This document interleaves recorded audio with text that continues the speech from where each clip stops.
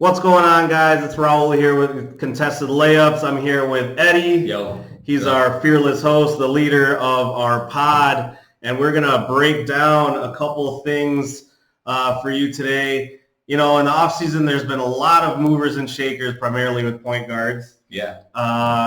And, you know, namely, there's been a couple big names. Kyrie Irving going to Brooklyn, Dangelo Russell going to Golden State, Terry Rozier switching places with Kemba Walker in Charlotte, Chris Paul and Russell Westbrook switching places with Houston and Oklahoma City. So we're just going to break down where these guys are, where they stand with their teams, and how they're going to impact their newfound teammates, I guess. And let's just get into this. So, I mean, I think we should start off with the guy who's just been being passed around everywhere. Kyrie Irving is kind of being used up. I'm just kidding. But yeah, Kyrie Irving seems like, you know, last year he went to Boston. Now he's in Brooklyn. And So he went from Cleveland to Boston and now to Brooklyn. Right. And so let's just get into Kyrie Irving now. Last year, Kyrie Irving averaged 23.8 points a game, 6.9 assists per game. He only played 67 games last season, but he hasn't really played a whole season thus far in his whole career, actually. Right, yeah. 70-something is the most he's played. So he played about 33 minutes per game. And what do you think? How do you think he's going to affect – how do you think he's going to change things in Brooklyn? And what do you think he can do for them that will improve their chances of winning a championship? Well, Kyrie does bring a playoff success that Dangelo Russell didn't have when he was there in Brooklyn last year. And so I think that just his resume will speak to all the young players in Brooklyn, the Karis LeVert, Joe Harris.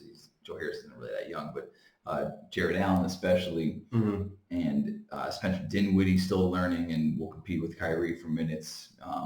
You look at that roster in Brooklyn, and there's a team that's ready to learn and to really take the next step. Last year they made the playoffs, first time in forever since they were demolished by the Boston trade for Kevin Garnett and Paul Pierce way back in 2012. But still, Boston is a team, or Brooklyn's a team that is ready to take the next step and to try to contend. And Kyrie brings that experience. Mm-hmm. Now it's a matter of if you're getting a Kyrie Irving that's going to be a leader, or if he's going to be a pseudo leader that he was trying to be in Boston. Mm-hmm. And I hope. Are you getting the Kyrie from Cleveland, or are you getting the Kyrie from Boston? Well, Kyrie was in Cleveland. He was the second option with LeBron, but he was the best second option in the NBA. Yeah, no doubt about it. And the Kyrie in Boston was a guy who was trying to lead, but it was kind of a little messed up because that Boston team had so much success in 2017, 2018 in the playoffs that things just didn't materialize the way that they wanted to in 2018, 2019 because the players didn't want to listen to him. They got big egos about themselves, which could say a lot to the Jason Tatum, Jaylen Brown kind of players also. But it also speaks to Kyrie's leadership skills too. I don't think that he kind of was committed to Boston. I think it was a bunch of fake news that he was like, I'll stay here if you guys want me. But he's in Brooklyn for sure. Brooklyn knows that, and hopefully that Kyrie can kind of just be the leader that he has in his DNA. Like you can kind of tell that he can do it. It's just kind of a matter of he's in his own head, and if players are going to listen to him, they're going to try and listen to him in Brooklyn though, because those players don't have the egos that they made the playoffs last year. Like it's not like they made the playoffs and then went to the Eastern Conference Finals and they were a game away from the finals like the Boston team was. That was completely different.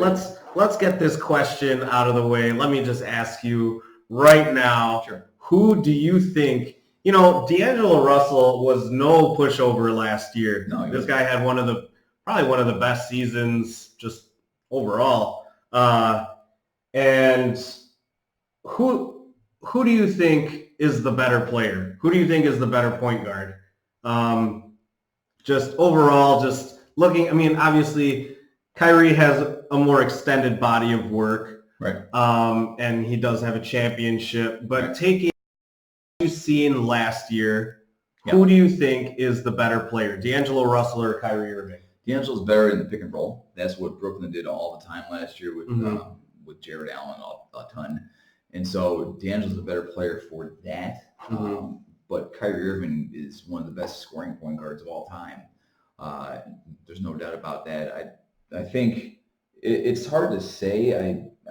I think from just a straight playing standpoint, I think it's got to be Kyrie Irving, but not by as much as a lot of people would think. Based on Kyrie's success, championship success, D'Angelo doesn't have that yet. But D'Angelo made great strides last year. So if you're asking me who the better player is, I'd probably say Kyrie. But if you're asking me who could be better for the team, that's still up for debate. If you were getting Kyrie Irving from last year, who's trying to, lead by telling people that he's a leader, which he did multiple times in the media. I'm the leader of this team. I'm the leader of this team. You always heard that from Kyrie last year. If he's going to do that in Brooklyn, they're not going to listen to him. He has to lead by example and show the players in practice, this is what we have to do to become a championship team. Yeah. Do you think guys should listen? Yeah. Do you think they're going to? Do you think they're going to listen? Do you think that it could be like a situation in Boston last year where Brooklyn had some decent success? They made the playoffs,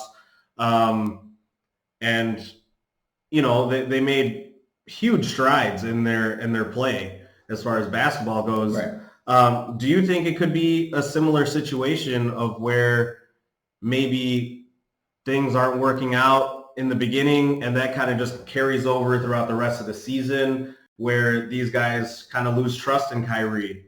And do you think it could be a similar situation where in Boston where they kind of just more or less kick Kyrie out almost? I don't think that'll be that situation. Also because Durant is on the horizon, and Durant has Kyrie's back. And Kevin Durant's a top 10 player ever. I mean, you could argue that top 15, top 20, whatever. Kevin Durant is Kevin Durant, and because those players will know that Kyrie's basically a package deal with Kevin, like that's going to weigh heavily with them. So I don't think that'll happen at all. And a part of it that had to do with last year was Kyrie wouldn't commit to Boston.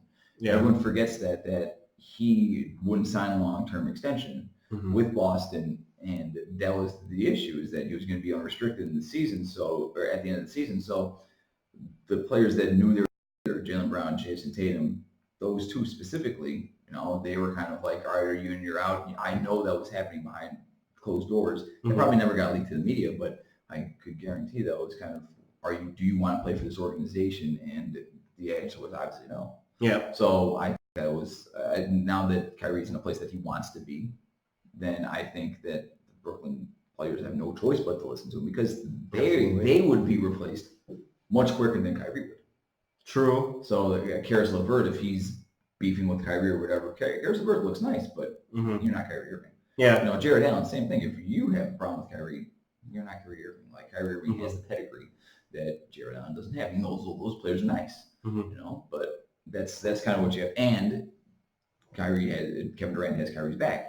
So because of that, I think if the situation is for Kyrie to leave this year for sure, and I do expect Brooklyn to be better than last year for sure. Okay. And lastly, do you think Kyrie still has another level that he can take it to? And do you think he'll show it, now that he's on this Brooklyn team that, who I agree with you. I think if Brooklyn can open their arms and accept Kyrie for the kind of player that he is and are willing to listen to him, I think Kyrie can definitely take his game even higher than what we've seen from him before. Yeah, I don't think this year. I think this year is going to be not tough. They're going to be good. This is going to be a tough team. This is going to be a tough team to beat. Next year, when Durant's healthy, man. Yeah, it's going to be KD, baby. Let's go, KD. Durant and Irving together on the court. That's a 1 seed. Like, right. No question. As long as Durant's coming back like 90% from what he was. Mm-hmm. All right. Well, you know what?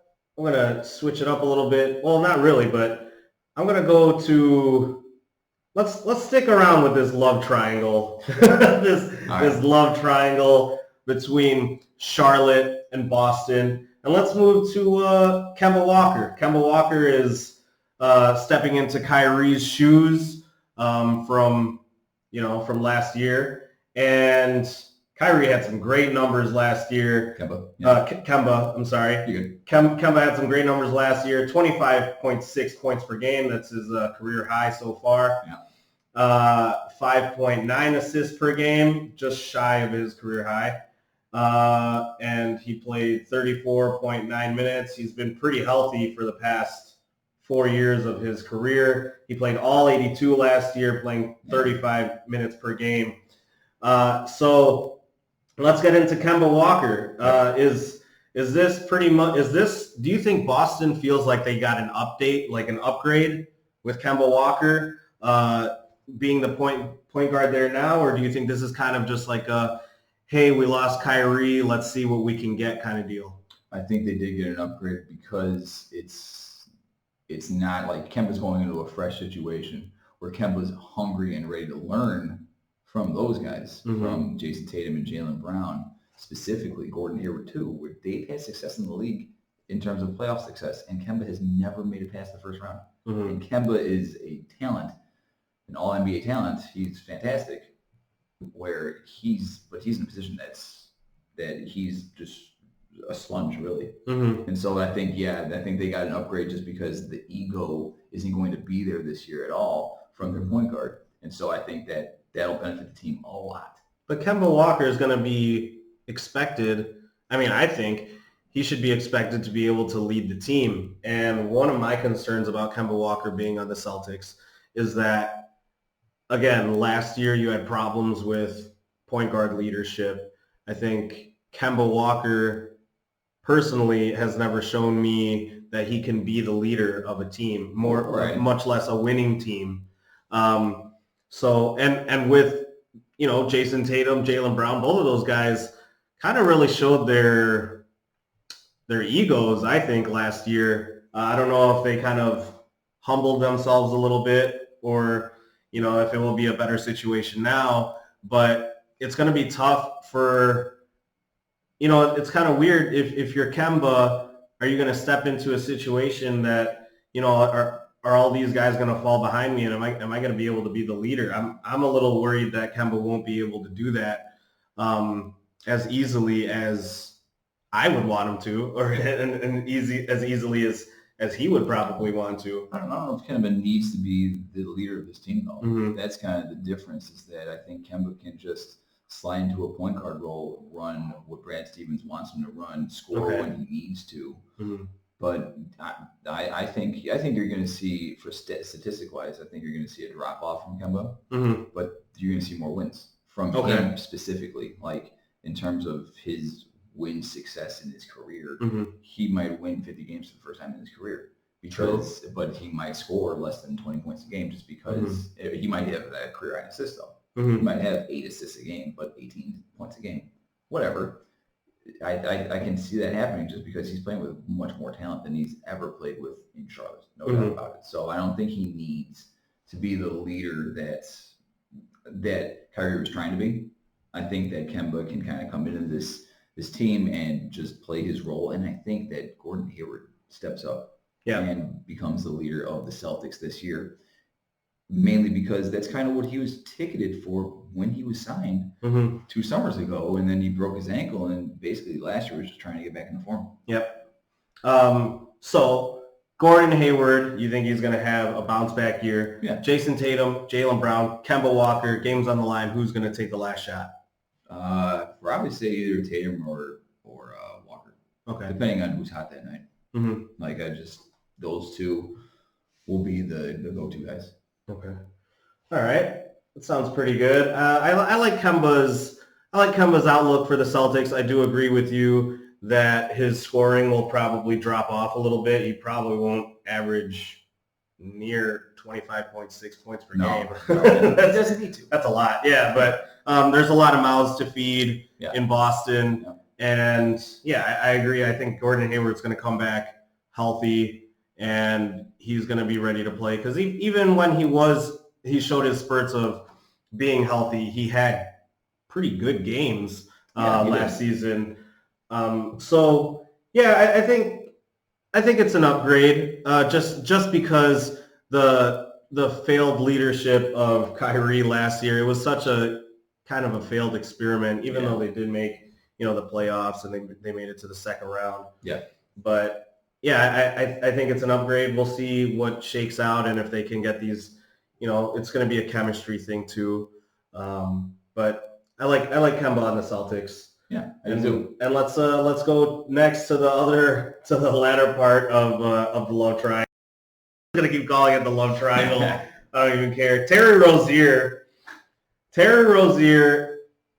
For most people, probably don't even know who Terry Rozier is. Unless you watch the playoffs in 2018, yeah. And by no means is Terry Rozier. I mean, do you think Terry Rozier could get to the kind of level that Kyrie and Kemba Walker is at? No. Okay. Not even eventually in his career. No. Terry's a good point guard. Mm-hmm. He's very good, but I don't think he has the jumper that Kemba and Kyrie have had. I'm not saying that can't change, but right now he's never shown the consistency to be able to shoot even close to what they shoot. I mean, what they shoot is a career 38% shooter. Yeah.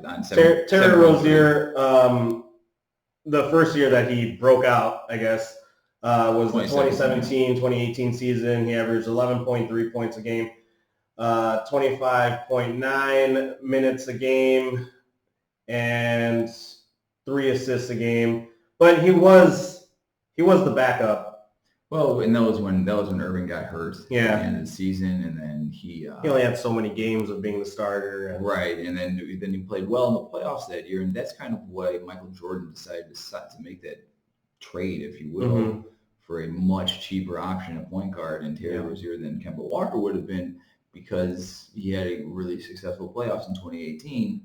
2019, there was so much friction in the locker room, whatever.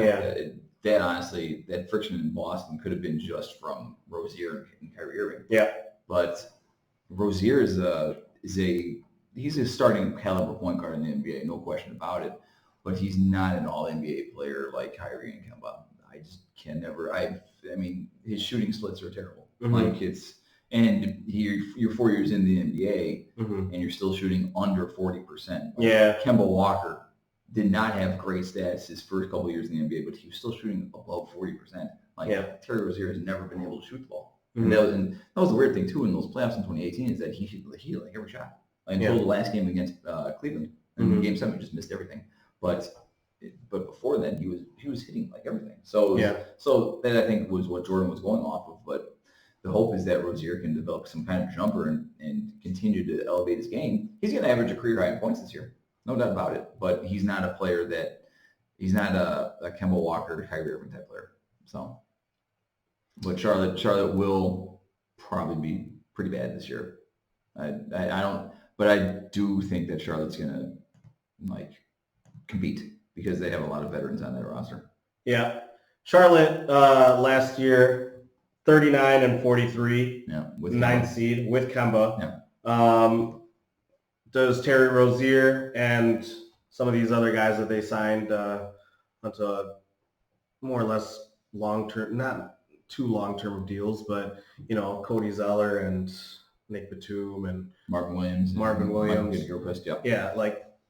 Does having the continuity with them and then adding a point guard like Terry Rozier, was that enough to push them over the edge in a kind of a weak Eastern Conference? I actually heard that Batum and Gilchrist can expect to miss, or not miss, but they can expect a decrease in minutes. Heard that from their coach James Borrego, that they're going to prioritize developing Miles Bridges, and then their rookie draft pick PJ Washington this year.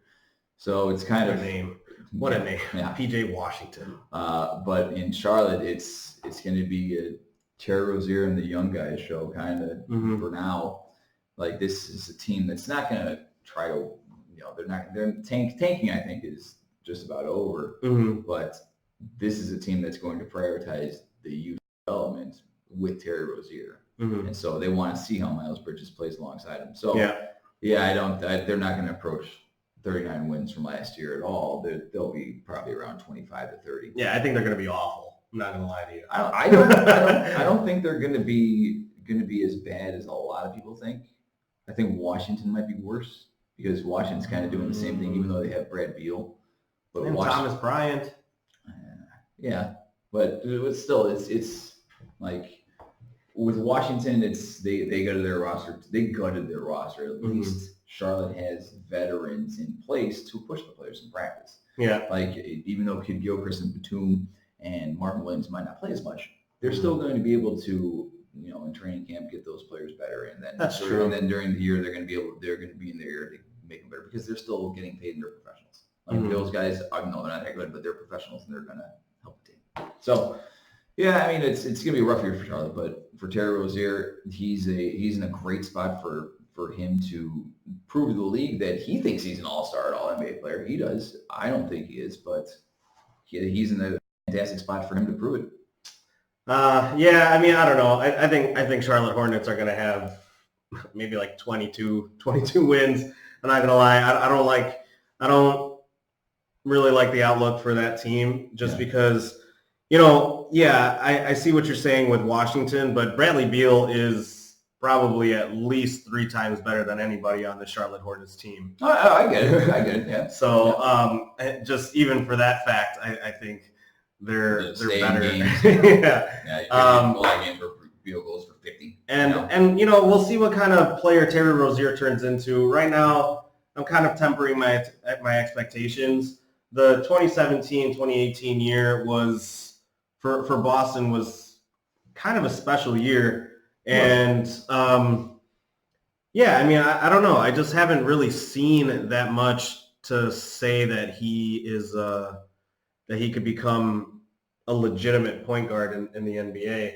I kind of see his career somewhat kind of going almost like Isaiah Thomas, where you do have some pretty good years in you, but then at the end of the day, you're still small.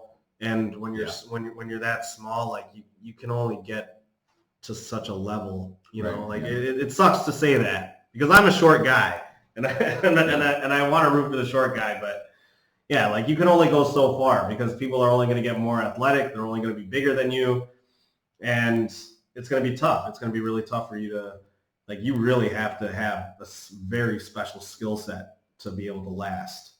And you see with Isaiah Thomas, like even the guy he was scoring like 30 points a game. Yep. Couldn't get a contract. Yeah, now he couldn't get a contract. Now, like, is he even going to get playing time? You don't even know. So he's in Washington. Yeah. Yeah. We'll see what happens with Terry Rozier. Charlotte Hornets, I think Eddie's outlook on them is maybe a little bit more optimistic than mine, but we'll see what happens. Yep.